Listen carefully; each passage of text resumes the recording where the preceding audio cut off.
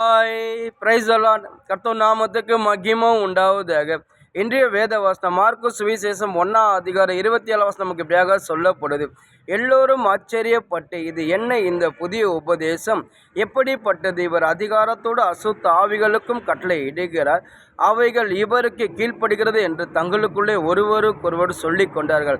அதாவது ஏசப்பா பார்த்தீங்கன்னா கப்போனு என்ற கிராமத்தை ஒரு ஜபாலயத்தில் ஓய்வு நாளில் வசனத்தை பிரசங்கிக்கிறார். வசனத்தை கேட்கும்போது அநேக ஜனங்கள் ஆச்சரியப்படுறாங்க. அதாவது அவர் வசனத்தை போதிக்கிற விதமே ஒரு வேத பார்வை போதியாமல் அதிகாரமாக அந்த வசனத்தை போதிக்க, அதை கண்டு ஜனங்கள் ஆச்சரியப்படுறாங்க. இந்த வார்த்தை ஒரு அதிகாரமாக பேசுகிற இந்த வார்த்தை இவ்வளோ வல்லமேறு சொல்லி அந்த ஜனங்கள் ஆச்சரியப்படுறாங்க. அது மாதிரிலாம் அந்த ஜப ஆலயத்தில் ஒரு அசுத்தால் ஒரு மனுஷன் இருக்கிறான். அந்த மனுஷன் பார்த்தீங்கன்னா கர்த்தருடைய வார்த்தை அந்த மனுஷன் வந்து கேட்கும் போது அவனுக்குள்ள ஒரு அசுத்தா வெளியே வந்து அந்த மனுஷனை அழுக்கழிக்குது.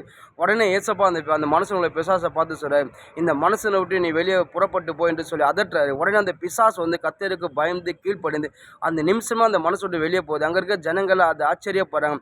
இவர்னா வந்து அதிகாரத்தோடு பிசாசை துரத்துறாரு. அந்த பிசாசு வந்து இவருக்கு பயந்து கீழ்ப்படிந்து போகுது. வசனத்தை அதிகாரமாக போதிக்கிறாரு, பிசாசு அதிகாரமாக துரத்துறாரு. இவர் எப்படியாப்பட்ட தேவன், ஆச்சரியம் உள்ள தேவன் சொல்லி அங்கே இருக்கிற ஜனங்கள், கப்பனம் இருக்கிற ஜனங்கள் ஆச்சரியப்படுறாங்க.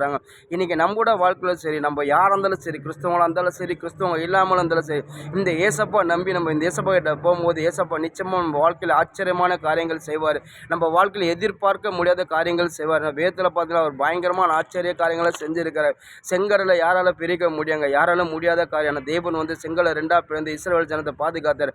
ஆச்சரியமான காரியங்களை செய்தார். யோர்தான் நதியை வந்து யாராலுமே யோர்தான் நதியை ஸ்டாப் பண்ண முடியாதுங்க.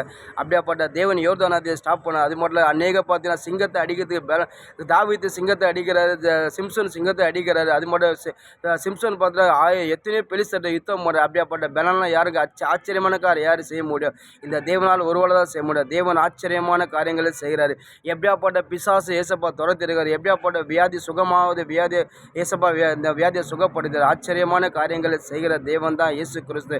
அப்படியாப்பட்ட தேவனை நம்பி நம்ம ஏசப்பா நம்ம விசுவாசமாக விட்டு கிட்ட போகும்போது நம்ம எல்லாவற்றையும் பெற்றுக்கொள்ள வேத அப்படிதான் சொல்லி கர்த்தருடைய ராஜ்யத்தை நீதியை தேடுங்கள். நீங்கள் தேடும்போது இவை எல்லாம் உங்களுக்கு கூட கொடுக்கப்படும். நீங்கள் கர்த்தர் நீங்கள் எப்போ நீங்கள் உண்மையாக தேடுறீங்களோ அப்போ நிச்சயமாக உங்கள் வாழ்க்கை நீங்கள் சகலமாக பெற்றுக்கொள்வீங்க.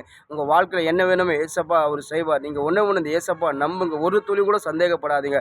கர்த்தருடைய வார்த்தையை நீங்கள் விசுவாசிங்க. இந்த வார்த்தையை நம்புங்க. கர்த்தர் செய்கிற ஒரு அதிசய அற்புதங்கள் நம்புங்க. பரிசுத்த ஆவியை நம்புங்க. நீங்கள் கர்த்தரை நம்பும் போது, கர்த்தருடைய வார்த்தை நம்பும் போது நீங்கள் ஒரு நாள் வெக்கப்பட்டு போக மாட்டீங்க. நீங்கள் யார் இருந்தாலும் சரி, நீங்கள் கர்த்தரை நீங்கள் நம்பும் போது கர்த்தர் உங்களை ஒருபோது கைவிட மாட்டார். உங்கள் வாழ்க்கையில் உங்கள் எல்லாவற்றையும் கொடுத்து உங்கள் கர்த்தர் தலையை உயர்த்துவார். ஏன்னா அவர் ஆச்சரியமான காரியங்கள் செய்கிற தேவனாக இருக்கார். உங்கள் வாழ்க்கையில் வழியே இல்லையா, ஏசப்பா நம்புங்க. வழியை உண்டு பண்ணுவார். வழியில வழியை உண்டு பண்ணுற தேவனாக இருக்கிறார். இந்த ஏசப்பா நம்புகிற பிள்ளைகளை ஒருபோது கைவிட மாட்டார். அந்த ஜபாலயத்தில் பார்த்தீங்கன்னா அந்த அசுதாய்ப்புள்ள மனுஷன் எவ்வளோ நாளாக கஷ்டப்பட்டு இருந்தான். ஒன்றுமே இல்லை, கர்த்தருடைய வார்த்தையை அவர் போய் பிரசங்கிற கர்த்தருடைய வார்த்தையை அந்த அசுத்தாவை கேட்க முடியாது. வெளியே வந்து ஏசப்பா அதட்டுறாரு. உடனே வெளியே போகுது. ஏன்னா கர்த்தருடைய வார்த்தை முடியும் எந்த அசுத்தாவை நிற்க முடியாது. கர்த்தரை ஆராதிக்கும் போது எந்த அசுத்தாவை நிற்க முடியாது. நீங்கள் ஒன்று அசுத்தாவிட ஜெயம் பெறினாலும் சரி, நீங்கள் வாழ்க்கையில் ஜெயம் பெறினாலும் சரி, கர்த்தரை நம்புங்க. கர்த்தருடைய வார்த்தை நம்புங்க. உங்கள் வாழ்க்கையில் ஜெயம் கிடைக்கும். ஆமென்.